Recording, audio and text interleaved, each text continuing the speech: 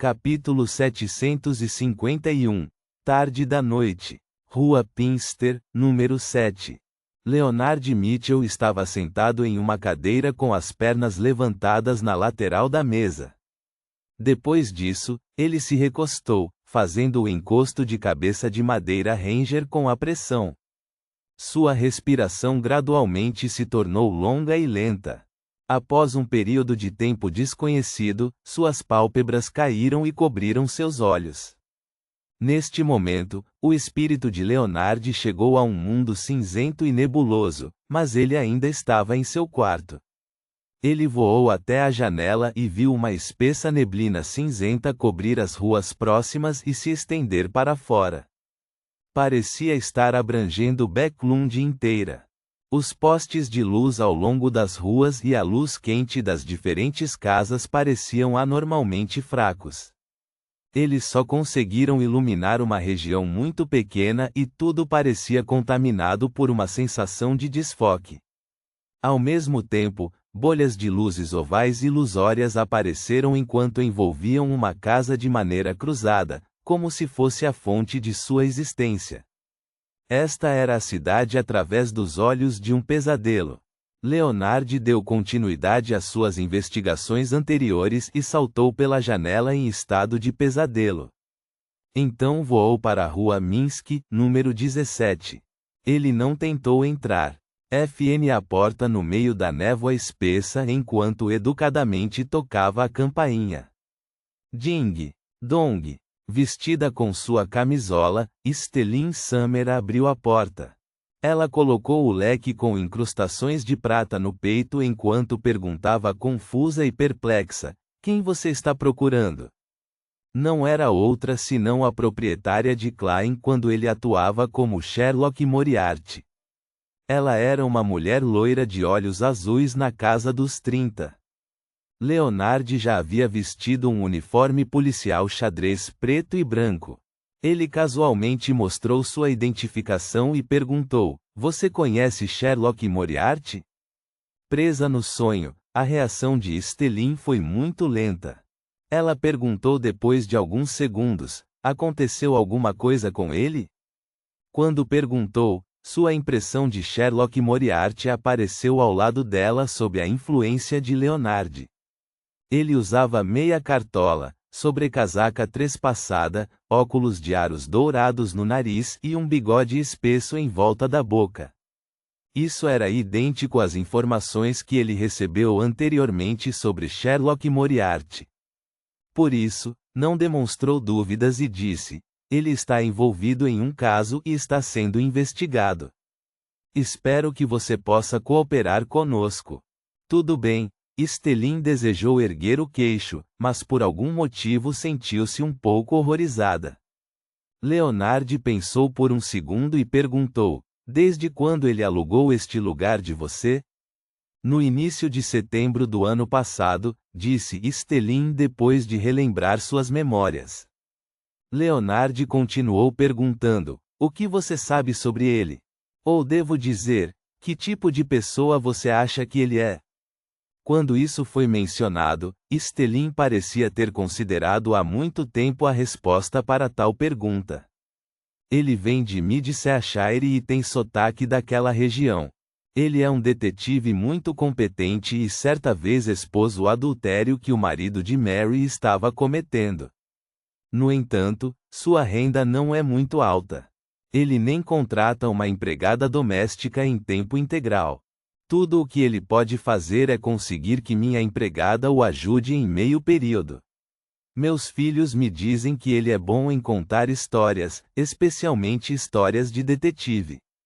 Pode ser por isso que ele escolheu esta profissão." Sem dar a Leonard a chance de interrompê-la, ela repetia incessantemente: "Ele não é tão grosseiro quanto os detetives típicos. Ele foi para a escola primária e estudou história. O que mais me deixa com inveja é como ele obteve a gratidão de Mary. Ingressou no Clube Kellaag, onde seus membros são pessoas de status significativo.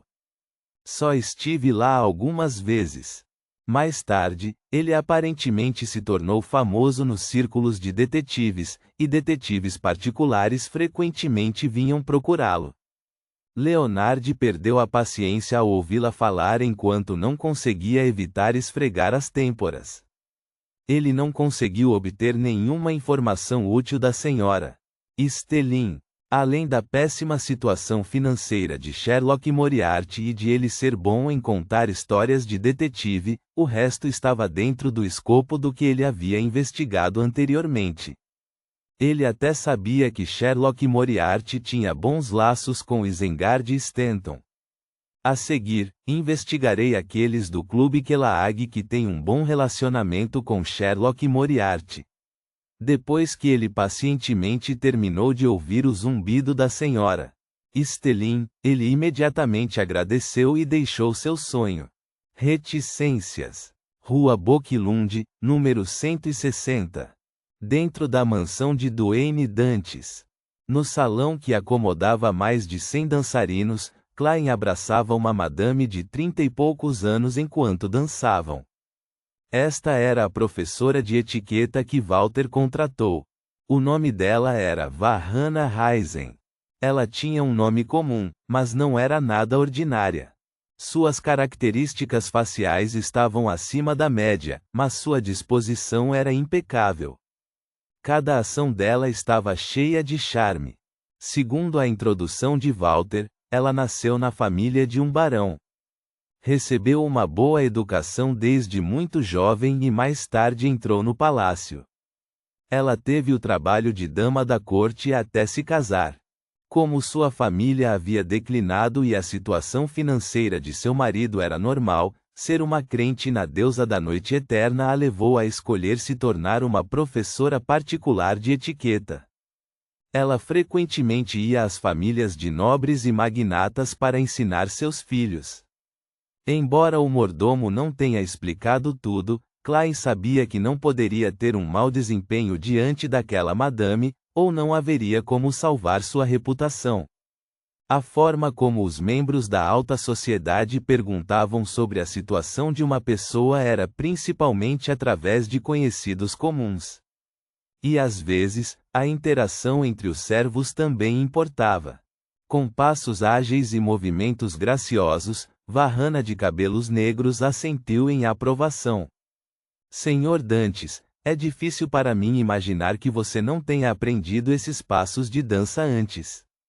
Em menos de meia hora, você é tão habilidoso quanto um nobre que recebeu educação sobre isso desde muito jovem. Tudo graças aos seus ensinamentos. Klein deu um sorriso humilde enquanto usava um olhar caloroso e humilde. Com o equilíbrio do palhaço, dançar era muito fácil para ele. Varhana abaixou a cabeça e riu baixinho. Você é um cavalheiro que pode realmente fazer uma dama feliz.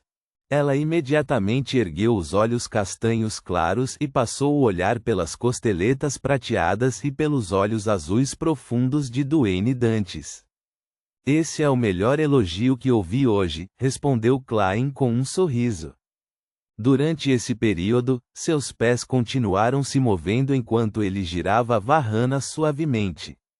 Não muito longe, a música melodiosa do quarteto contratado ecoava pelo salão. Ele tinha a intenção de manter laços estreitos com Varhana, não para melhorar sua reputação, mas porque ela já foi uma dama da corte. Depois que Varhana corrigiu um pequeno erro cometido por Duane Dantes, ela disse: ao convidar uma dama para dançar, não é apenas uma dança. Você também precisa conversar. Você não pode agir como um boneco, a menos que ambos estejam tão imersos na dança e no ritmo da música que não queiram falar. É claro que isso também é uma forma de comunicação do coração. Ao conversar, você deve ser eufemístico porque aqui é Loen, não Intis. Para simplificar, não seja direto e grosseiro. Você precisa parecer cavalheiresco. Deixe-me dar um exemplo. Se você deseja elogiar uma dama por seu perfume, não pode dizer diretamente a ela como o cheiro é agradável, nem perguntar que tipo de perfume é para elogiá-la. Você precisa conectar um significado mais eufemístico ao perfume. Sim, você pode dizer algo como: parece que estou em uma campina primaveril. Claro, isso precisa combinar com as características do perfume. Não há sentimento literário. Você não deveria dizer que a lua é linda, não é? Klein satirizou com um eufemismo de estilo japonês ao dizer com um sorriso autodepreciativo: obrigado por não me dizer que meus elogios não foram cavalheirescos o suficiente. O sorriso de Vahana se aprofundou. Senhor Dantes, você sabe que tipo de cavalheiro é muito bem recebido pelas mulheres nos eventos sociais? Por favor, diga. Klein balançou a cabeça honestamente. Vahana disse sem mudar o sorriso: o segundo tipo mais popular são os homens que fazem as mulheres pensarem que ele é muito inteligente. E o primeiro? Klein perguntou cooperativamente. Vahana olhou para ele e disse: o tipo mais popular são os homens que fazem as mulheres pensarem que são muito inteligentes. Ao dizer isso, ela sorriu e não disse mais nada. Klein entendeu instantaneamente que ela estava escondendo seu elogio nas entrelinhas. Então este é um eufemismo no estilo Loen. Não é como o intis, onde eles apenas apontam diretamente para a metade inferior do corpo. Isso é o que está escrito em jornais e revistas. Não tenho como confirmar como são os verdadeiros eventos sociais do intis. De qualquer forma, ambos os países muitas vezes mancham um ao outro. A era do imperador corresponde a essa descrição.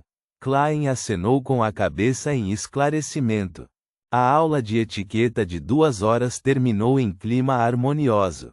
Klein acompanhou a professora Vahana Heisen até a porta com o mordomo Walter e o valete Richardson antes de lhe dar um pequeno presente. Era a luz da lua, um perfume da Companhia do Sonho. Foi misturado com âmbar cinza, tornando-o bastante caro. Quanto a quanto custava, Klein não tinha certeza, já que a governanta Taneja era a responsável por comprá-lo. O pagamento foi através dela. Somente quando as 1000 libras estivessem quase gastas ela iria até ele com os recibos e uma lista para ele examinar, a fim de receber novos fundos. A razão pela qual Klein conhecia a empresa e o perfume era que seu mordomo o havia informado com antecedência. Era para evitar que ele parecesse insincero se a Madame Vahana perguntasse. A partir desse detalhe, ele compreendeu profundamente o uso de um bom mordomo. Observando a satisfeita Madame Vahana Heisen partir, Klein conteve a vontade de esfregar as têmporas enquanto suspirava interiormente. Isso é mais cansativo do que uma batalha Beyonder. Tenho que observar constantemente minhas ações e ponderar sobre minhas palavras. Preciso descansar um pouco. Nesse ponto, Walter, de luvas brancas, deu um passo à frente e disse: Senhor, como deseja que seus estudos de etiqueta progridam mais rapidamente, podemos avançar com as lições restantes. Que lições? Klein sentiu uma dor de cabeça. História, política internacional, filosofia, música, bem como conhecimentos gerais de esportes como golfe, corrida, caça. Walter respondeu meticulosamente. Filosofia? Klein perguntou surpreso. Walter assentiu. É um dos temas mais discutidos na alta sociedade. Você não precisa fazer uma pesquisa muito profunda sobre o assunto, mas precisa saber o que os outros estão discutindo. Você precisa saber que as origens da filosofia vêm de Kong Soka, Mared e Patterson, e não do imperador Roselle. Você precisa saber que o homem nasceu livre e veio de Leume. Quando os magnatas entram pela primeira vez na alta sociedade, muitos deles cometem erros nesses aspectos. Eles estão acostumados a atribuir certas frases e pensamentos filosóficos ao imperador Roselle. Klein sentia a cabeça doer quanto mais ouvia. Ele sorriu vigorosamente e disse: Não tenho nenhum assunto para fazer recentemente, exceto meus cochilos à tarde e ir para a catedral. Você pode organizar as aulas para qualquer hora. Reticências. Em um quarto escuro, uma carta flutuou e abriu sozinha antes de sacudir o pedaço de papel. Com uma pequena touca, a figura de Sharon estava delineada. Ela pegou a carta e leu-a seriamente. Então escreveu uma resposta e criou um ritual para convocar a mensageira de Sherlock Moriarty. Durante esse processo, ela não se esqueceu de preparar uma moeda de ouro. Logo, Sharon terminou o encantamento enquanto observava a chama da vela florescer e ser manchada com uma cor verde sombria. Reinette Tyniker, com as 4 cabeças loiras de olhos vermelhos nas mãos, apareceu fora da luz das velas e apareceu diante de Sharon. Os olhos de Sharon se contraíram quando seu rosto de boneca de repente mostrou imensas flutuações emocionais. Ela deixou escapar: "Professora. Você já não. Ponto.